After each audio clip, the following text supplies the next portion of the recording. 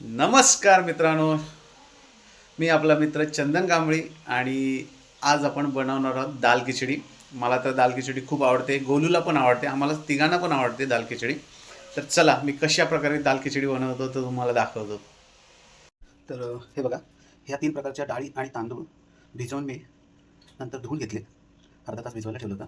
हे कोथिंबीर, कांदा, टोमॅटो, लसूण, आलं, सुकी मिरची, कढीपत्ता हे आपलं सर्व साहित्य आहे दाल खिचडीचं. चला तर आता आपण फोडणी देऊया मस्तपैकी. आणि फोडणीमध्ये आपण याच्या व्यतिरिक्त अजून टाकणार आहोत जिरं मोहरी.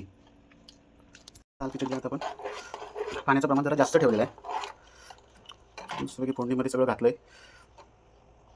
जिरं मोहरी, कांदा, टोमॅटो, सुकी मिरची, कढीपत्ता, कोथिंबीर असं सगळं आहे, आलं लसूण. आणि आता आपण 7-8 शिट्या देणार आहोत त्याला. हे बघा, ही मस्तपैकी अशी दाल खिचडी आता आपली तयार झालेली आहे.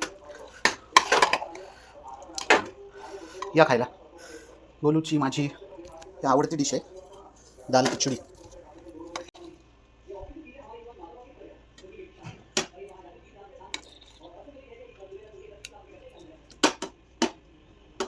आता